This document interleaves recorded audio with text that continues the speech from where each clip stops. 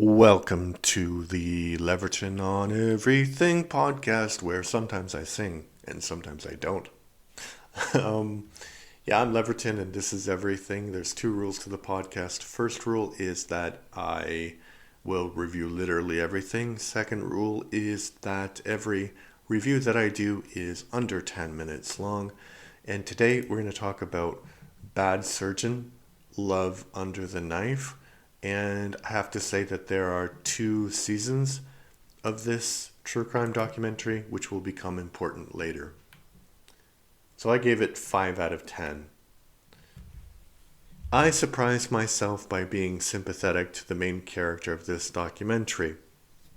The second season, I mean.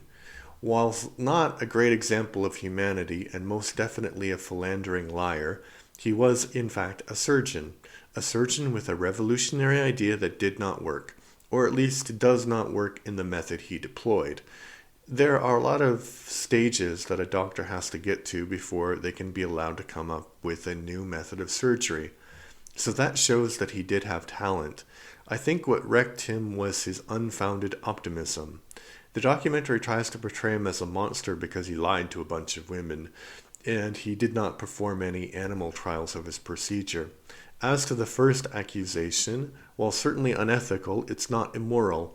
As to the second accusation, if the procedure had actually worked, then the animal trials would have been redundant. As far as I know, testing to see if stem cells actually grew around the plastic tube is the major flaw in this method. It was certainly reckless and unnecessary to subject patients to the suffering, but to say Paolo Manciani was a con man like Christopher Dunst is incorrect. I think the subject of the second season of this series was a victim of his own self-delusion, and that led him to mutilate many patients before he was stopped. Dunst was barely a surgeon. Yeah, so this true crime series, basically it's doctors gone wrong, and they profile two doctors. The first season is Christopher Dunst, who he was in medical school but barely, and he passed but barely, and he was grossly incompetent, and so he just went from hospital to hospital until his incompetence sort of caught up with him.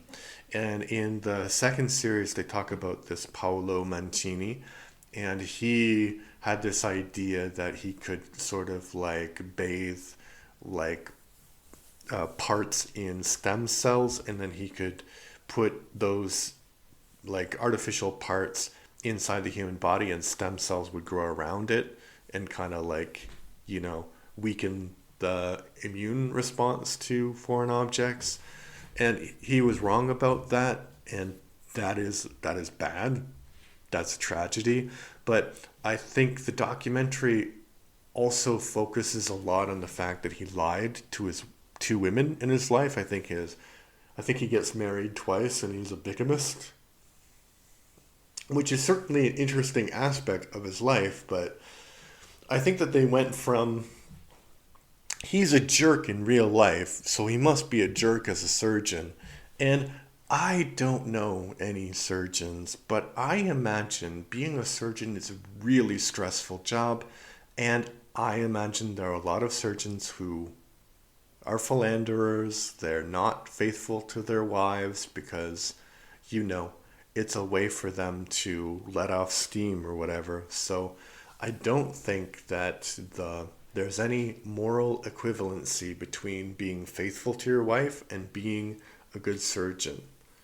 I think you can be a good surgeon and be a horrible husband. He wasn't a good surgeon. I mean, he was a surgeon in the fact that he qualified, and he had, as I said, enough talent to come up with this revolutionary idea. And he was supported a lot by the Italian medical establishment, which also was a mistake.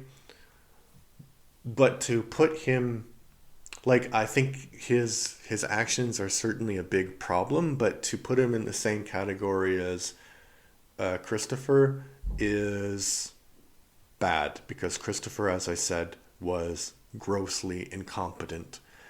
And you can say that because he was a more competent surgeon and people trusted him more, then he was actually more dangerous because he had much longer time to inflict pain and suffering on people. You can make that argument, but you can't really say that he wasn't a good surgeon. And the fact about his wife doesn't make any sense to me that they brought that up. Okay, that's my review of Bad Surgeon. There's also a podcast about the first doctor, Christopher Durst, and I think it's actually better than the series, so you can check that out.